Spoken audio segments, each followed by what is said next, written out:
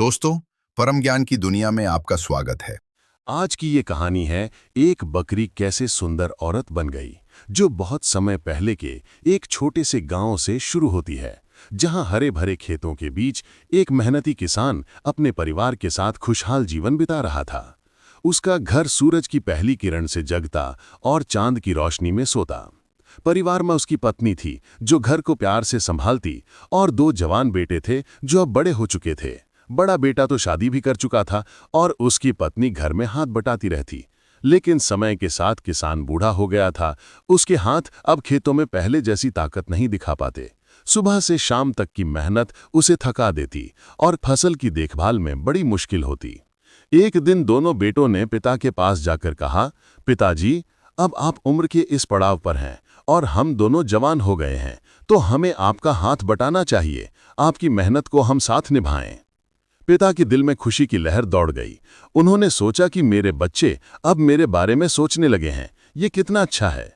लेकिन फिर उन्होंने गंभीर होकर कहा, बेटा, हम किसान हैं, जमीन से फसल उगाते हैं, लेकिन प्रकृति की मर्जी कभी कभी हमें खुशी देती है तो कभी दुख। कभी बारिश ना होने से सूखा पड़ता है तो कभी ओलों की मार से फसल बर्बाद हो जाती है।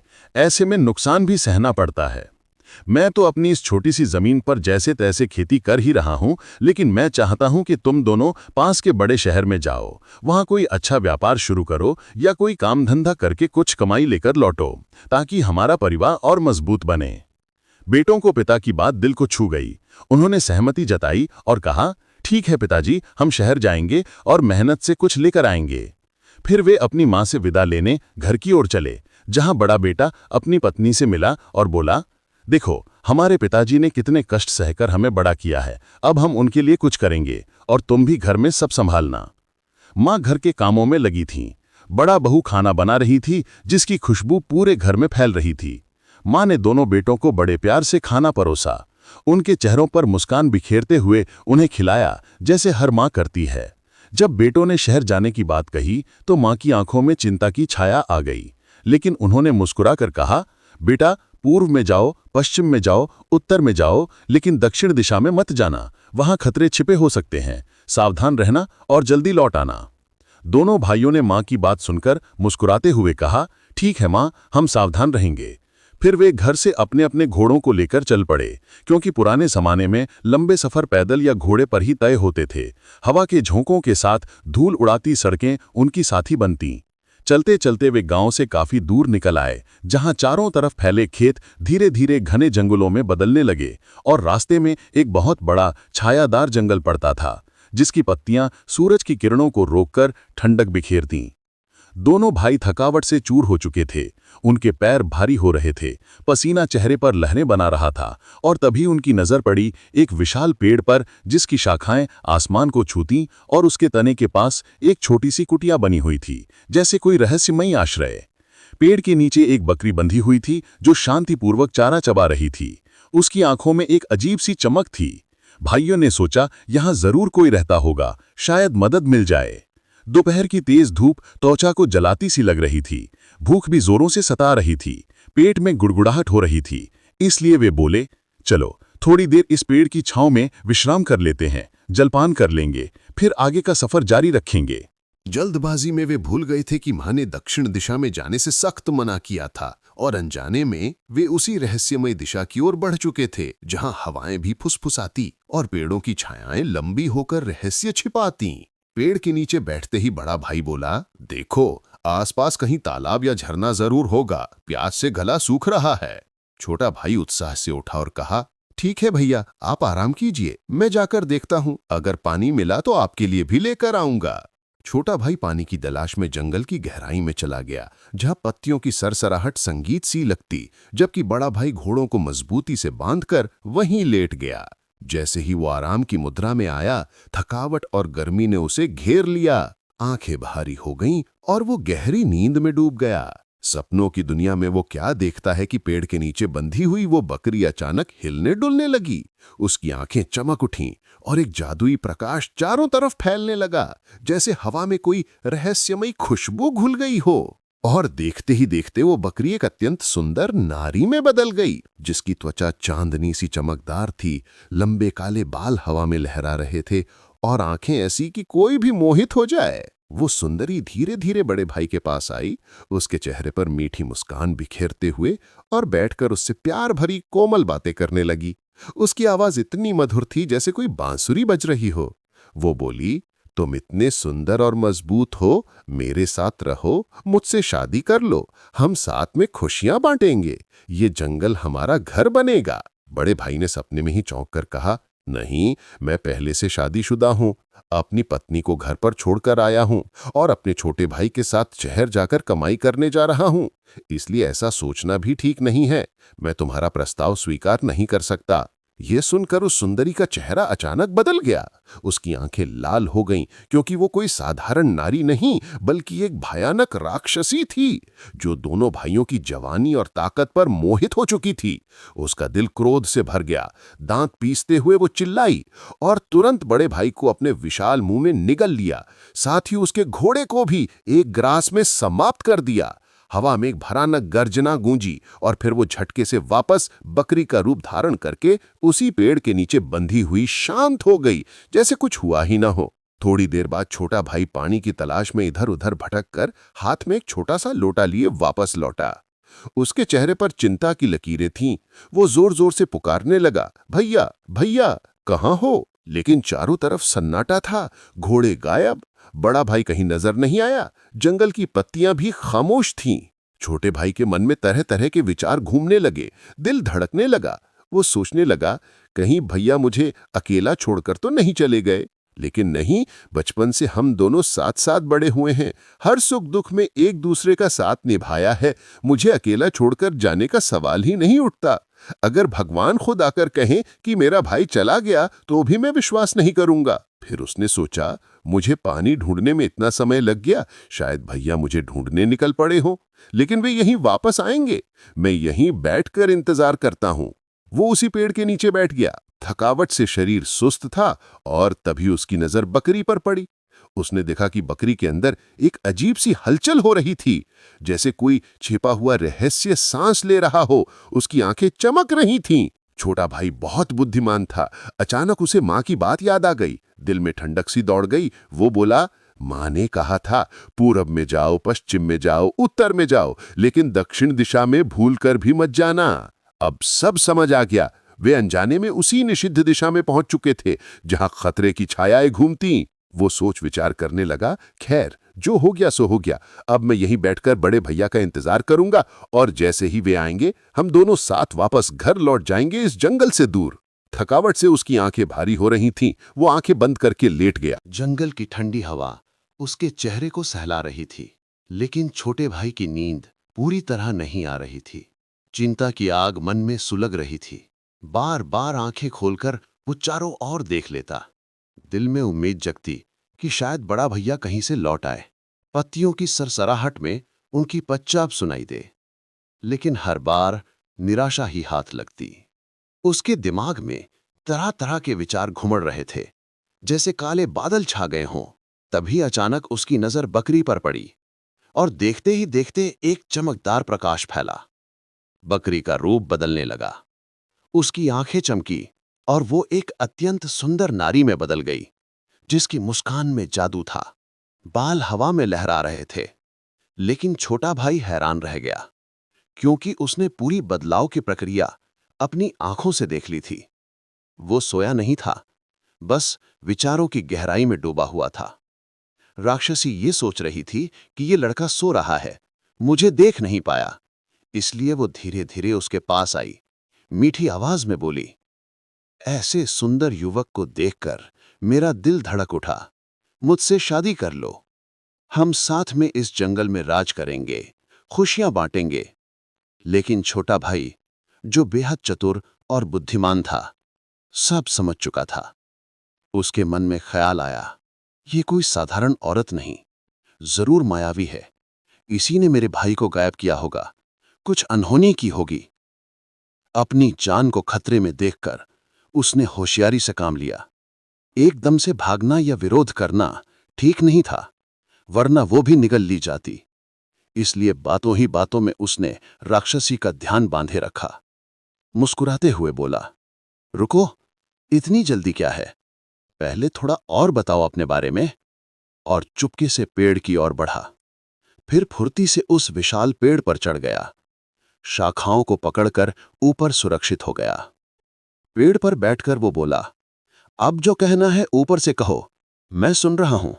राक्षसी नीचे खड़ी होकर बोली, तुम इतने आकर्षक हो, तुम्हें देखते ही मेरे मन में शादी का ख्याल आया। आओ ना, मेरे साथ रहो। छोटा भाई ने चालाकी से पूछा, शादी तो ठीक है, लेकिन पहले बताओ, मेरा बड़ा भाई कहां गया? उसका घोड़ा कहां है? वो यहीं था। ये सुनकर राक्षसी का चेहरा बदल गया। आंखें क्रोध से लाल हो गईं। वो गुर्राई, अब मैं समझ गई, तुम मेरी असलियत जान चुके हो। अब तुम्हारे पास दो ही रास्ते हैं, या तो मेरी बात मान लो और शादी कर लो, या मैं तुम्हें भी निगल जाऊंगी, जैसे तुम्हारे भाई को निगल लिया।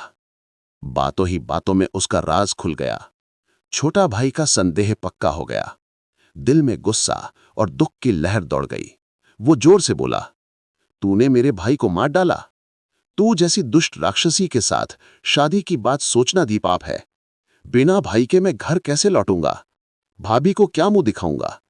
हम तो शहर जाकर कमाई करने निकले थे, परिवार के लिए। वो पेड़ की ऊंची शाखा पर सुरक्षित था, हवा में लहराता, जबकि राक्षसी नीचे घूम रही थी। उसे पेड़ पर चढ़ना बिल्कुल नहीं आता था। उसके नाखून पेड़ को खरोंचते, लेकिन फिसल जाते। वो चिल्लाती रही, नीचे आओ, या तो मुझसे शादी कर लो, या मैं तुम्हें अभी निकल जाऊंगी। कोई नहीं बचा पाएगा।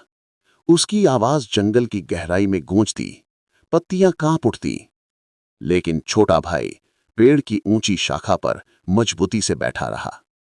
उसकी जान अब सुरक्षित थी, क्योंकि राक्षसी को चढ़ना नहीं आता था। वो नीचे घूम घूम कर क्रोध से भुनभुनाती।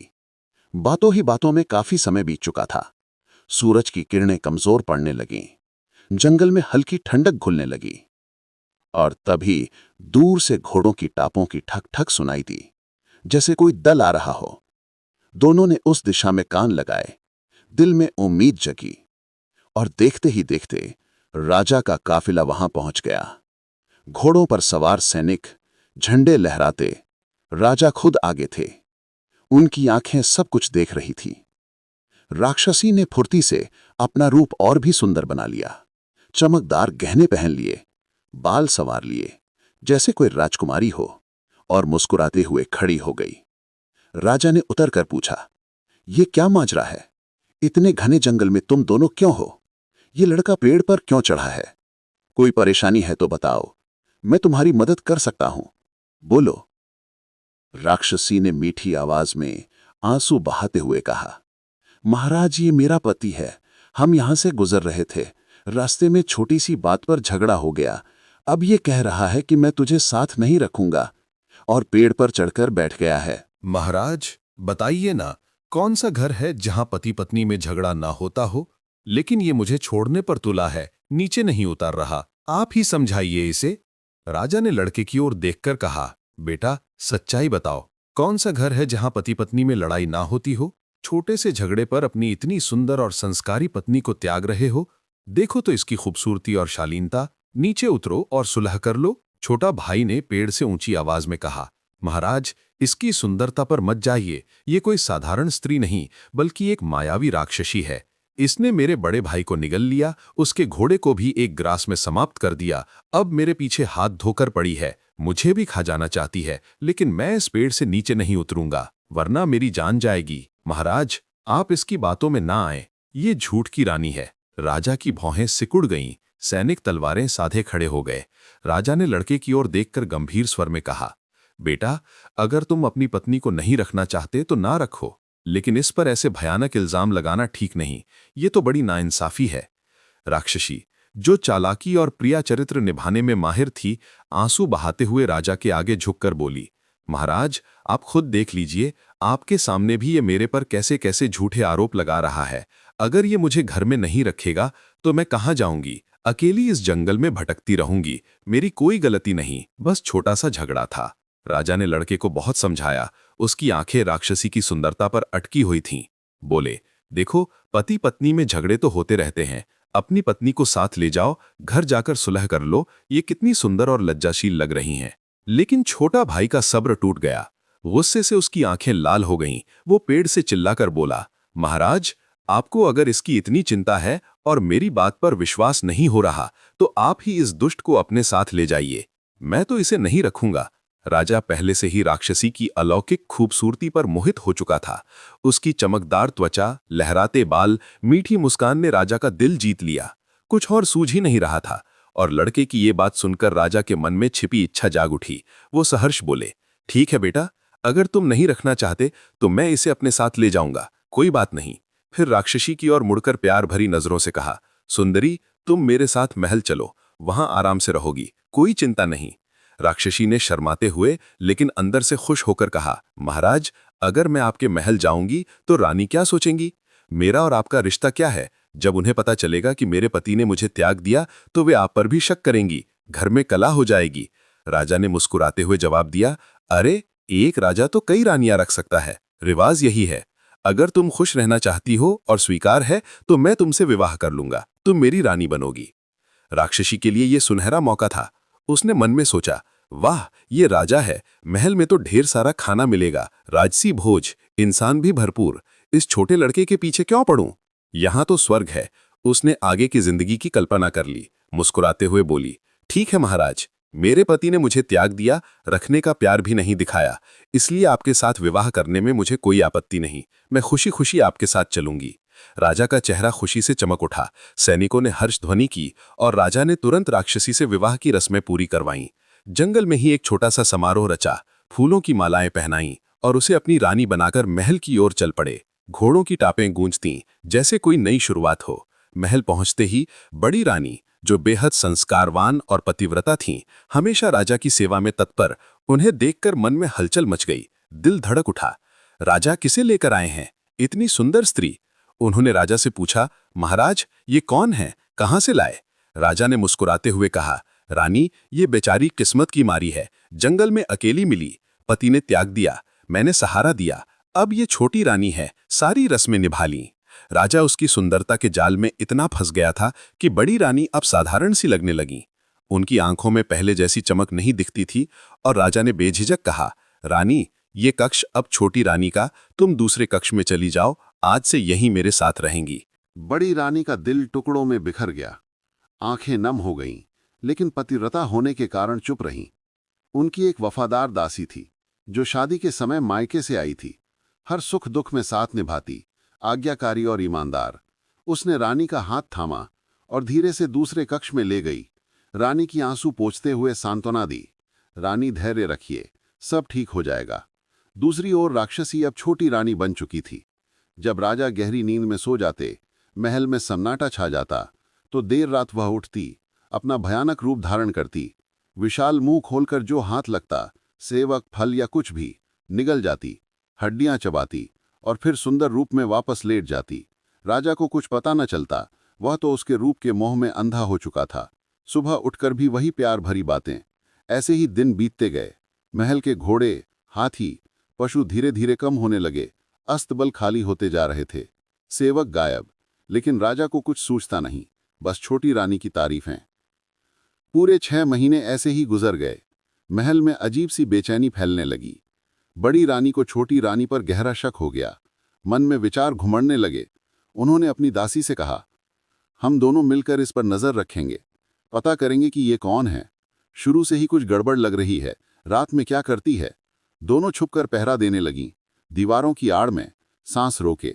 एक रात राजा सो गए। छोटी रानी उठी, उसका रूप बदल गया, भयानक राक्षसी, दांत चमकते, और चुपके से अस्तबल की ओर चली गई।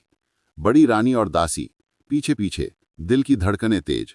अस्तबल में पहुंचते ही राक्षसी ने एक मजबूत घोड़ा उठाया, एक ग्रास में निगल लिया, चबाते हुए आवाज गूंजी, फिर वहां सोते देखरेख करने वाले को भी पकड़कर खा गई। हड्डियां चटकने की आवाजें, बड़ी रानी और दासी की सांसें रुक गईं, पैरों तले जमीन खिसक गई। डर से कांपते हुए वे वापस भागीं। राक्षसी ने फिर सुंदर रूप धारण कर राजा के पास लेट गई, जैसे कुछ हुआ ना हो। अगले दिन बड़ी रानी ने हिम्मत जुटाई, राजा के पास जाकर कांपती आवाज में बोली, महाराज, हमें आपको कुछ बहुत जरूरी बताना है। ये छोटी रानी कोई साधारण स्त्री नहीं। सुनिए तो सारी सच्चाई। राजा की भौहें सिकुड़ गईं, लेकिन राक्षसी की ओर देखते ही मोह फिर जाग उठा। महाराज ने गंभीर स्वर में कहा, कहिए रानी, क्या बात है? तुम इतनी व्याकुल क्यों लग रही हो? बड़ी रानी की आंखें नम थीं, हाथ कांप रहे थे। उन्होंने हिम्मत जुटाकर कहा, महाराज आपकी जय हो। लेकिन ये जो छोटी रानी है, ये कोई साधारण स्त्री या रानी नहीं, बल्कि एक भयानक राक्षसी है। अब तक महल में जो रहस्यमयी घटनाएं हो रही थीं, हाथी, घोड़े, ऊंट, सब धीरे धीरे गायब हो रहे थे। कोई समझ नहीं पाता था कि कहाँ जा रहे हैं। सब इसी की करामात है। ये रात के अंधेरे में अपना भयानक रूप धारण करके उन्हें निगल जाती है। हमने अपनी आंखों से देखा है। कल रात अस्तबल में। ये कहते कहते बड़ी रानी रोने लगीं। उनका गला रुंध गया। दासी ने भी सहमति में सिर हिलाया।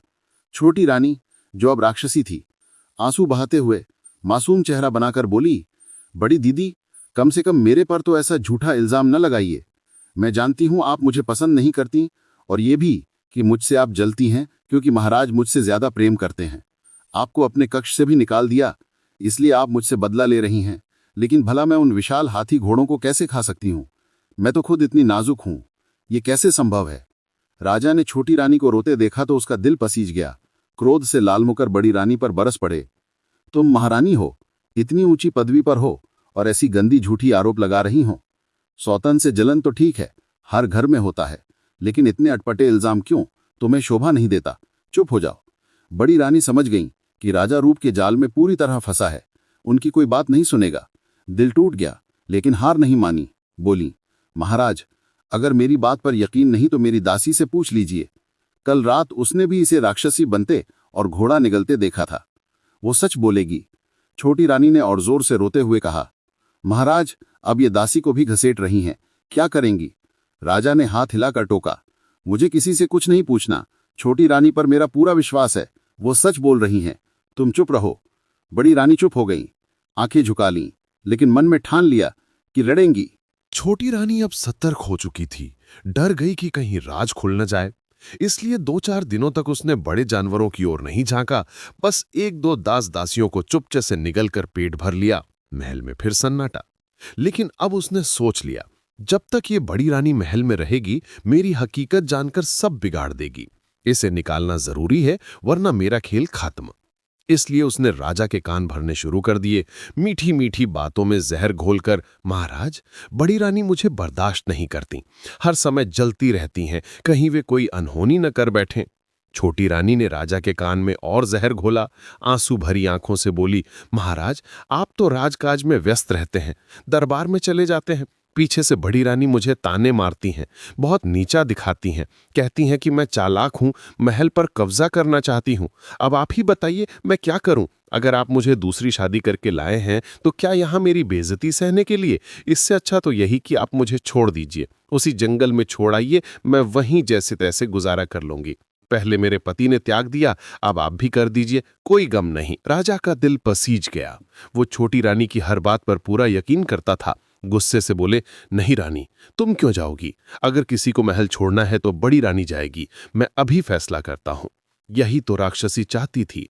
राजा अब पूरी तरह उसके जाल में फंस चुका था। उसने तुरंत सेवकों को बुलाया और बड़ी रानी को सामने पेश होने का हुक्म दिया। बड़ी रानी आई। उनके चेहरे पर चिंता की लकीरें थीं। मन में खुशी की लहर दौड़ रही थी, क्योंकि वे गर्भवती थीं। थोड़ी देर में खुद राजा को ये खुशखबरी सुनाने वाली थीं। लेकिन राजा ने कठोर स्वर में आदेश दिया, रानी, तुम और तुम्हारी दासी इसी समय महल छोड़कर चली जाओ। छोटी रानी की शिकायतें सहन नहीं कर सकता। बड़ी रानी का दिल टूट गया। आंखें आंसुओं से भर आईं। वे कुछ बोलना चाहीं, लेकिन गला रुंध गया। बच्चे की खबर भी न बता पाईं, बस रोते हुए दासी का हाथ थामा और महल से निकल पड़ी। महल की ऊंची दीवारें पीछे छूटती गईं, जैसे उनका सारा संसार उजड़ गया हो। रास्ते में जंगल की ओर जाते हुए बड़ी रानी ने दासी से कहा, मेरी किस्मत में जो दुख लिखे हैं उन्हें तो भोगना ही पड़ेगा, लेकिन तुम अपने घर चली जाओ। क्यों मेरे साथ रहकर खुद को दुखी करोगी? अपनी जिंदगी क्यों बर्बाद करोगी? दासी की आंखें नम हो गईं, लेकिन दृढ़ स्वर में बोली, महारानी, मुझे माफ कीजिए। मैं बचपन से आपकी सेवा में हूं। आपके हर सुख दुख में साथ निभाया है। आप मुझे मेरे कर्तव्य से विमुख न कीजिए। मैंने अपना सारा जीवन आपकी सेवा में समर्पित कर दिया है। आप जहां जाएंगी मैं आपके साथ ही चलूंगी, कभी नहीं छोड़ूंगी। रानी ने बार बार मना किया, लेकिन दासी न मानी। उसकी वफादारी पत्थर की तरह मजबूत थी। दोनों महल की चमकदार दुनिया छोड़कर घने जंगल में चली गई।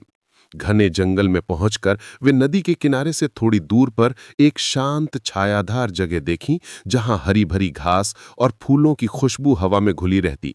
दोनों ने मिलकर जंगल से लकड़ियां काटी, पत्ते इकट्ठे किए और मेहनत से एक छोटी सी लेकिन मजबूत कुटिया बना ली, जहां बारिश की बूंदें भी न घुस सकें, सूरज की किरणें सुबह जगाएं।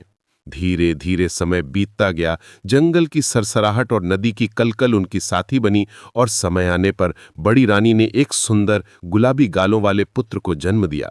बच्चे की किलकारी सुनकर रानी का दिल खुशी से भर गया। आंसू आंखों में छलक आए। मेरा पुत्र रत्न, अब मेरी जिंदगी में रोशनी आ गई है। कुटिया से थोड़ी दूर पर एक पवित्र ऋषि का आश्रम था, जहां धूप, अगरबत्ती की खुशबू और मंत्रों की गूंज रहती। महर्षि ने बच्चे को गोद में लेकर आशीर्वाद दिया। बोले, महारानी, ये बालक बहुत शुभ है। तुम्हारे दुख के दिन अब कटने वाले हैं। ये अत्यंत बुद्धिमान और शक्तिशाली बनेगा, दुनिया को रोशन करेगा। रानी ने पुत्र और वफादार दासी के साथ उसी कुटिया में जीवन बिताना शुरू कर दिया। सुबह फल इकट्ठे करना, नदी से पानी लाना, बच्चे को गोद में खिलाना, रात में कहानियां सुनाना, प्यार से उसका पालन पोषण करने लगी। जंगल की ठंडी हवाएं बच्चे के बालों से खेलती। इधर महल में छोटी रानी की भूख बढ़ती गई। हाथी, घोड़े, ऊंट सब धीरे धीरे गायब होते गए। अस्तबल खाली पड़ते, सेवक डर से कांपते। मंत्री राजा से शिकायत करते, महाराज, कुछ गड़बड़ है, पशु कहाँ जा रहे हैं? लेकिन राजा को छोटी रानी के रूप जाल में कुछ सूझता नहीं। वो हंसकर टाल देते, चोरी होगी, जांच करो, बस। ऐसे ही कई साल बीत गए। जंगल में रानी का बेटा बड़ा होने लगा। आश्रम में ऋषियों से विद्या ग्रहण करता, वेद शास्त्र, धनुष बाण सब सीखता। उसकी आंखें चमकतीं, बुद्धि तेज जैसे तलवार, होनहार और साहसी। धीरे धीरे और समय गुजरा। बेटा अब 15 साल का जवान हो गया। मजबूत कद, तेज नजरें। एक दिन माँ से बोला, माँ, अब मैं बड़ा हो गया हूँ, कोई काम करना चाहता हूँ जिसमें अपना और आपका गुजारा चलाऊं। जंगल में ऐसे नहीं चल सकता। माँ ने प्यार से सिर पर हाथ फेर कर कहा, बेटा ठीक है, जाओ, जो काम अच्छा लगे करो, लेकिन सावधान रहना, दुनिया धोखे की है। लड़का नगर की ओर चल पड़ा। सीधा उसी राजा के महल पहुंच गया जहां कभी उसकी माँ रानी थी। राजा ने उसे देखकर पसंद किया, महल में नौकरी दे दी, रसोइये के साथ सहायक बना दिया, क्योंकि पुराना रसोइया उसे पहले से जानता था, जंगल से आया जाता, इसलिए खाना बनाने की जिम्मेदारी उसे सौंप दी। धीरे धीरे लड़का महल का काम संभालने लगा। सब्जियां काटना, मसाले पीसना, राजसी भोज तैयार करना। उसकी मेहनत और स्वादिष्ट व्यंजन राजा को बहुत भाते। हर बार तारीफ करते, वाह, आज का खाना स्वर्ग जैसा। राजा जब भी लड़के को देखता, मन में एक अजीब सा अपनापन महसूस होता, जैसे कोई पुराना रिश्ता। दिल रोमांचित हो उठता, लेकिन समझ नहीं पाता क्यों। किसी बहाने से इनाम देता, सोने की मुद्रा, नई धोती या फल। लड़का मुस्कुराकर स्वीकार करता, लेकिन छोटी रानी ये सब देखकर जल भुन जाती। उसकी आंखें क्रोध से लाल हो उठतीं। अब उसकी नजर सिर्फ इसी जवान लड़के पर टिकी थी जो राजा का दिल जीत रहा था। वो मन में सोचती, ये लड़का राजा और मेरे बीच दीवार बन रहा है, मौका मिलते ही इसे निगल जाऊंगी। एक ग्रास में खत्म, कोई गवाह नहीं बचेगा। आश्रम के महर्षि ने अपनी दिव्य दृष्टि से सब देख लिया। जंगल की शांति में बैठे बैठे उन्हें सब पता चल गया कि राक्षसी अब लड़के को भी अपना शिकार बनाने वाली है। उसकी भूखी नजरें लड़के पर गड़ी हैं। महर्षि ने चिंता में सिर हिलाया और एक दुर्लभ जड़ी बूटी को मंत्रों से अभिमंत्रित किया। उसमें अपनी तपस्या की शक्ति डाल दी। फिर लड़के को बुलाकर गोद में रखी और बोले, पुत्र, आज हम तुझे एक बड़ी सच्चाई बताने जा रहे हैं, सुन और दिल में रख। लड़के ने विनम्रता से पूछा, गुरुदेव, कैसी सच्चाई? गुरु ने गंभीर होकर कहा, जिस राजा के महल में तू काम करता है वही तेरे पिता हैं। तू इस राज्य का असली राजकुमार है। तेरी मां बड़ी रानी थी जिन्हें धोखे से निकाल दिया गया। लड़के की आंखें आश्चर्य से फैल गईं, दिल धड़क उठा। वो उत्साह से बोला, गुरुदेव, मैं अभी जाकर पिता को सब बता दूंगा, वे खुश हो जाएंगे।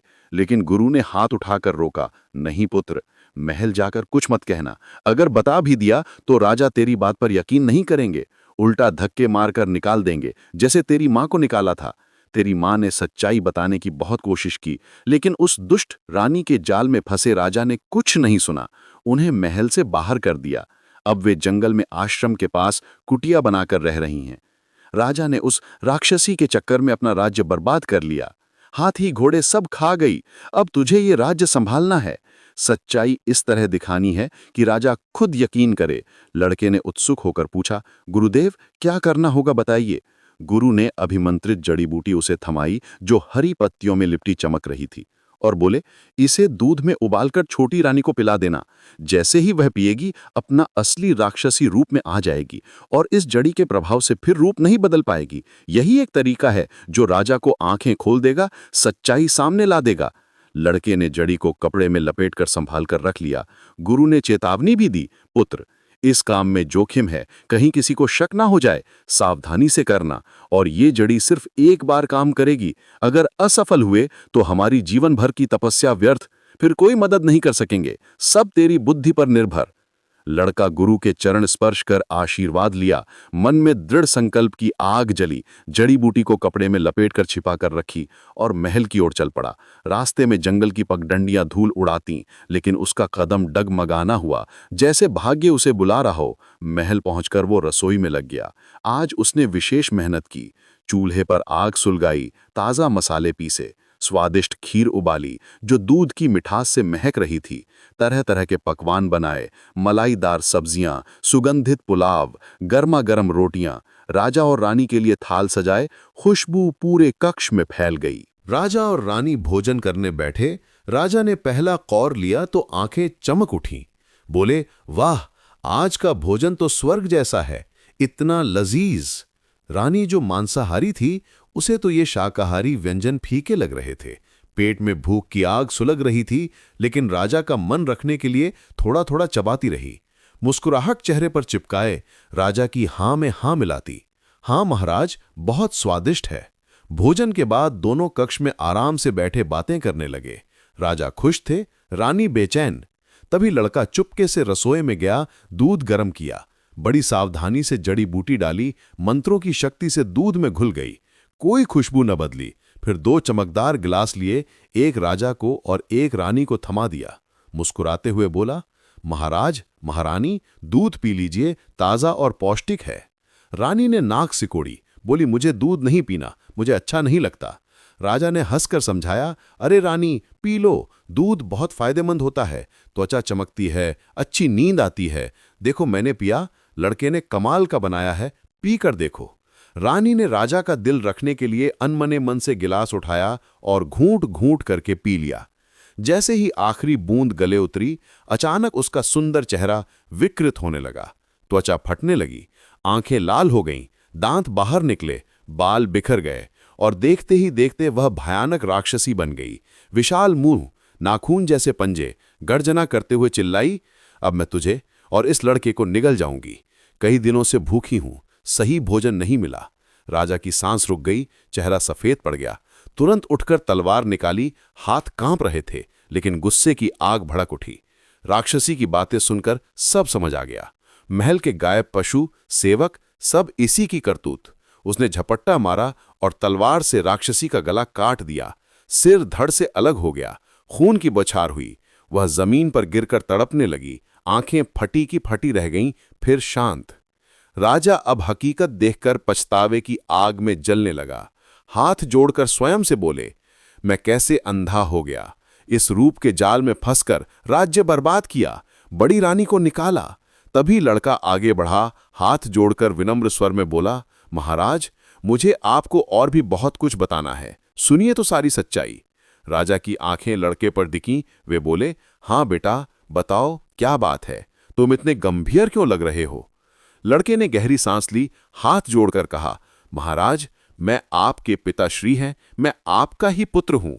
यह सुनकर राजा आश्चर्य से चकित रह गए, मुंह खुला का खुला रह गया। वे लड़के की ओर घूरते हुए बोले, ये क्या कह रहे हो, मैं तुम्हारा पिता कैसे हो सकता हूं, मेरे तो कोई संतान ही नहीं, छोटी रानी से भी कोई वारिस नहीं हुआ। लड़का शांत स्वर में बोला, महाराज, आपकी बड़ी रानी, जिन्हें आपने धोखे में महल से निकाल दिया था, मैं उसी के गर्भ से जन्मा हूं, आपका खून हूं मैं। यह सुनकर राजा की खुशी का ठिकाना न रहा, आंखें चमक उठीं, दिल में बरसों की प्यास बुझी। उन्होंने तुरंत लड़के को गले से लगा लिया, सीने से चिपकाकर आंसू छलक आए, सोचने लगे। अब समझ आया, जब भी इस लड़के को देखता था क्यों दिल में अपनापन उमड़ता था, जैसे कोई पुराना रिश्ता जाग उठता। अब सब साफ हो गया। फिर लड़के ने शुरू से आखिर तक सारी कहानी विस्तार से सुनाई। कैसे जंगल में बड़ा भाई गायब हुआ, छोटा भाई पेड़ पर चढ़ा, राजा का काफिला आया, राक्षसी का धोखा, बड़ी रानी का निकाला जाना, जंगल में कुटिया, मेरा जन्म, आश्रम में शिक्षा, गुरुदेव की दिव्य दृष्टि, अभिमंत्रित जड़ी बूटी जो असली रूप में लाई, और महल में हो रही घटनाएं। हाथी, घोड़े, ऊंट, सेवक, यहां तक कि नगर और गांव के लोग गायब हो रहे थे, सब इसी राक्षसी की भूख की वजह से। वह रात में निगल जाती थी। राजा को अब वो पुराना आदमी याद आ गया, जब लड़का पेड़ पर चढ़ा था जंगल में। बोले, अब समझ आया, वह कोई पति नहीं था, सब धोखा था, मैं अंधा हो गया था। पछतावे से राजा का दिल भर आया। तुरंत आदेश दिया, बड़ी रानी को पूरे मान सम्मान के साथ महल लाओ, ढोल नगाड़े बजवाओ, राज्य में उत्सव मनाओ। फिर लड़के से पूछा, बेटा तेरी माँ कहाँ रहती हैं, ले चल मुझे। लड़का राजा को लेकर आश्रम की ओर चल पड़ा। जंगल की पगडंडियां, नदी की कलकल, कुटिया के सामने पहुंचते ही बड़ी रानी को देख राजा की आंखें आंसुओं से भर गईं। घुटने टेक कर माफी मांगी, रानी मैंने कितना बड़ा पाप किया, क्षमा करो। रानी ने राजा के चरण स्पर्श किए, मुस्कुराते हुए बोली, महाराज देर आए दुरुस्त आए, सुबह का भुला शाम को घर लौट आए तो उसे भुला नहीं कहते। मैंने आपके सामने सच्चाई लाने की कोशिश की थी। मैं और मेरी दासी ने जो रात में देखा, राक्षसी का रूप, घोड़ा निगलना, वो आपको बताया, लेकिन आप विश्वास नहीं करते थे। हम मजबूर थे, आपकी आज्ञा का पालन किया, अब सब ठीक हो गया। राजा ने रानी को गले लगाया, दासी को सम्मान दिया, लड़के को राजकुमार घोषित किया। राजा की आंखें आंसुओं से भर गईं, दिल में पछतावा और खुशी की लहरें उमड़ रही थीं। बड़ी रानी ने आगे कहा, महाराज आपने हमें महल से निकाल दिया था, हम मजबूर होकर जंगल में आकर रहने लगे, लेकिन यहाँ आश्रम के पवित्र ऋषि मुनियों ने हमारा बहुत साथ दिया, हर कदम पर सहायता की, फल फूल दिए, आशीर्वाद दिए, और इन्हीं की कृपा से आज सच्चाई आपके सामने आ सकी। मेरा बेटा बड़ा होकर न्याय लाया। राजा ने सिर झुकाकर ऋषियों को प्रणाम किया, तुरंत आश्रम जाकर उनके चरण स्पर्श किए, हाथ जोड़कर बोले, महात्मन आपकी तपस्या और दया से मेरा परिवार बचा, राज्य बचा, मैं आपका सदैव ऋणी रहूंगा। और ढेर सारा धन, फल, वस्त्र भेंट किए। ऋषि मुस्कुराते हुए आशीर्वाद देते रहे। फिर राजा ने बड़ी रानी को रथ में बिठाया, पूरे मान सम्मान के साथ फूलों की वर्षा करते हुए, ढोल नगाड़े बजवाते हुए महल वापस ले गए। राज्य में उत्सव का माहौल छा गया, लोग खुशियां मना रहे थे, हमारी सच्ची रानी लौट आईं। महल पहुंचकर राजा ने सभा बुलाई, लड़के को सिंहासन के पास बिठाया, ऊंची आवाज में घोषणा की, ये मेरा पुत्र राज्य का उत्तराधिकारी, अब यही राजा बनेगा, मेरी गलतियों को सुधारते हुए। लड़का, अब राजकुमार ने विनम्रता से सिर झुकाया। राज्य में सुख शांति लौट आई, महल फिर चमकने लगा, लोग बेफिक्र होकर हंसते खेलते, फसलें लहलहाती, न्याय की बयार बही। दूसरी ओर वो छोटा भाई जो पेड़ पर चढ़ा था और राक्षसी से बच निकला, घर लौटा तो उसने सारी दर्दनाक कहानी सुनाई। बड़े भाई को राक्षसी ने निगल लिया, राजा ने उसे रानी बना लिया, घर में कोहराम मच गया। माँ रो रो कर बेहाल, भाभी विलाप करती, बच्चे चुपचाप आंसू बहाते। लेकिन धीरे धीरे सबने सब्र किया, बोले भगवान की मर्जी, अब जो नहीं है उसे याद करके जीना है। छोटा भाई ने हिम्मत नहीं हारी, माँ बाप, भाभी और उनके बच्चों का पूरा ख्याल रखा। उत्तर दिशा में दूसरे नगर जाकर व्यापार शुरू किया, मेहनत से धन कमाया, परिवार को सुख दिया, घर में फिर मुस्कान लौटी। इस तरह पुरानी लोक कथा की ये कहानी सिखाती है कि सच्चाई कभी छिपी नहीं रहती, बुद्धि और धैर्य से बड़ा खतरा भी टल जाता है और न्याय अंत में जीतता है।